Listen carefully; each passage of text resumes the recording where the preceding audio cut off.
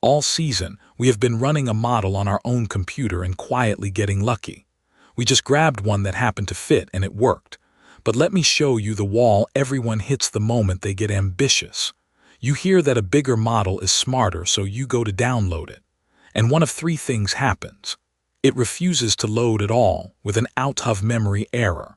Or it loads, but every answer crawls out one painful word at a time. Or your whole machine grinds to a halt as it spills onto the disk. So now you face the question this whole episode is about, the one I promised you all the way back in episode 1. Not just which model, but which version of that model.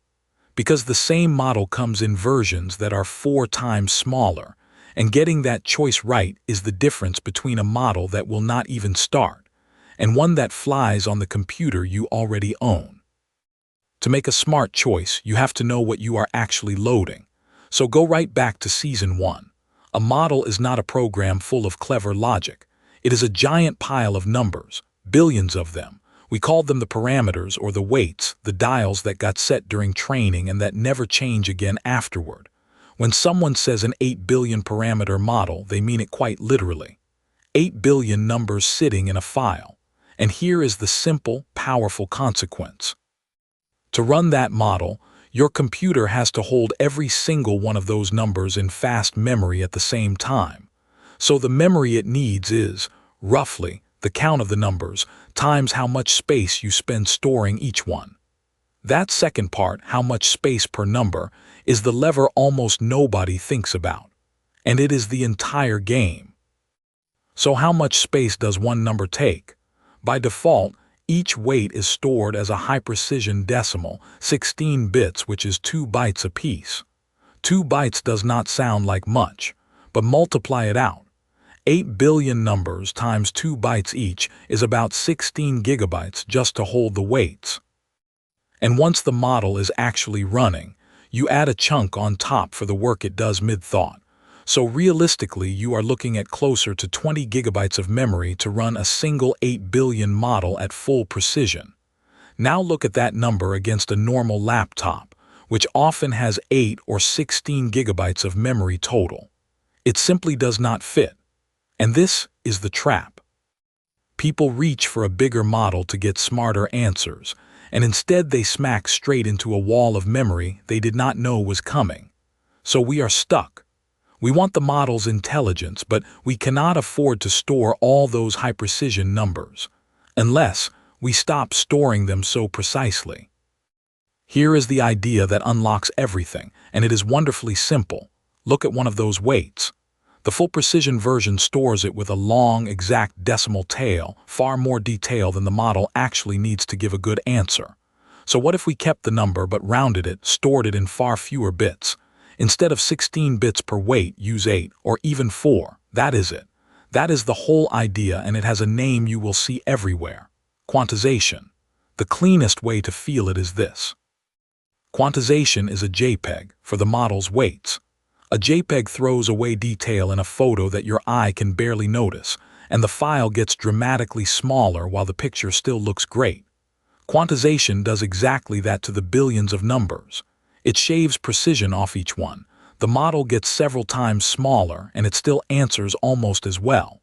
Watch what it does to our memory bill.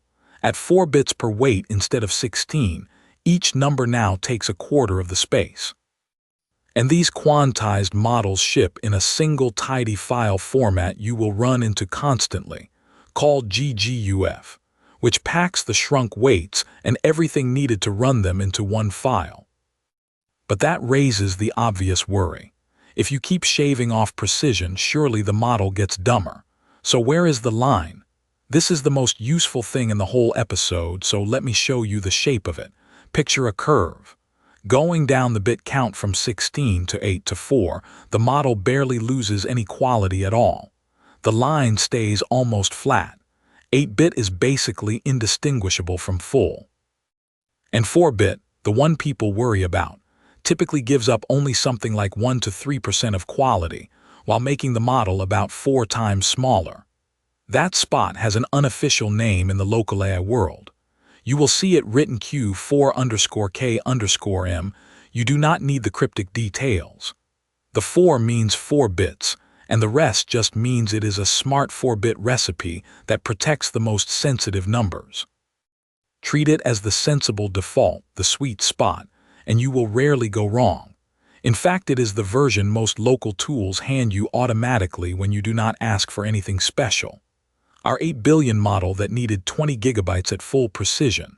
At this 4-bit sweet spot, the file is only about 5 gigabytes, and it runs in around 6. The exact same model. It just went from will not load to fits on your laptop, for a sliver of quality you will struggle to even notice. So if 4-bit is nearly free, why not keep going? 3 bits, 2 bits, shrink it even more.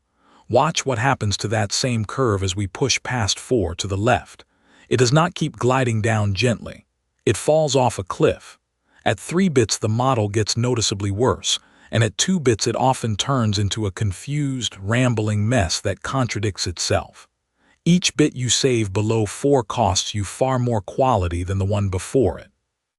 There is even real research behind this, finding that across a huge range of models, 4-bit sits right around the sweet spot for trading size against smarts. So here is the rule of thumb to carry out of this episode. 4-bit is the floor for everyday use. Above it, shrinking is nearly free. Below it, you are paying in real intelligence for memory you probably do not need to save. Stay at 4, and only drop lower if a model is so big it otherwise would not fit at all. And even then, test it before you trust it. Now one more piece, because it catches almost everyone, and it is the reason a model that loaded fine yesterday suddenly runs out of memory today. The weights are not the only thing in memory. As the model reads and writes, it keeps a running scratchpad of everything in the current conversation, so it does not have to reread it from scratch every single word. That scratchpad has a name, the KV cache, and the key thing is this. It is separate from the weights, it sits on top of them, and it grows with how much text you feed in. A short question barely costs anything, but loaded up with long documents, a big chunk of your notes, a giant context window, and that scratchpad can swell from a few hundred megabytes to several gigabytes, all on its own. So the real memory budget is not just the model. It is the model, plus room for everything you plan to feed it at once. This is why 2 people running the very same model get totally different results. One asks short questions and it flies. The other pastes in an entire book and hits a wall and blames the model, when the real cost was the context. The practical move is simple. Only open up a big context window when the task genuinely needs it, because that headroom is not free. Let's stop talking and actually do this on a real machine, all free and local. First, I list the models I have, and look, the same model family in different sizes and versions, each with its real footprint on disk. You can read the memory cost right off the size. Now the experiment that makes it click. I take one model and I pull it at 2 different precisions. The 4-bit sweet spot version and the much larger 8-bit one. Same model, same brain, 2 different levels of rounding. I ask both the exact same thing, our season-long question, how many days until my Netflix renews, and I turn on the speed counter. The 4-bit version loads light and answers fast, this many tokens a second, and the answer is correct. The 8-bit one takes more memory, runs slower, and gives, basically, the same answer. You can see it with your own eyes. You paid double the memory and waited longer for a difference you cannot find. And just to drive the wall home, I try to load a model far too big for this machine. And there it is, the out-of-memory error from the start of the episode. Same hardware. The only thing that decided success or failure was the version I picked. So here is how you actually size a model to your own computer, in your head, in about 10 seconds. Find your computer's memory, the RAM. On most machines, leave yourself some breathing room, so plan to use maybe 2/3 to 3/4 of it for the model, not every last gigabyte. Then take the model's 4-bit size, which for these is very roughly half its parameter count in gigabytes, so a 4 billion model is around 2 to 3 gigabytes, an 8 billion around 5, a 14 billion around 9. Add a cushion for your context, and ask the one question: does it fit with room to spare? If yes, run it. If it is close, drop to the next size down or trust the 4-bit version. That is the entire skill. And notice what just happened to our season-long project.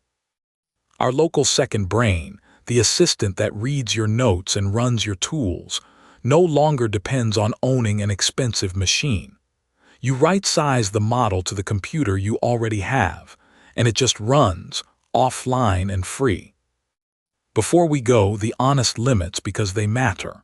First, quantization is not magic, it is a trade, and at the low end it really does cost you. Push too far below 4 bits and the model will start making mistakes it would not have made, often in ways that are quiet and easy to miss. Second, and this surprises people, bigger is not automatically better, especially on your own computer.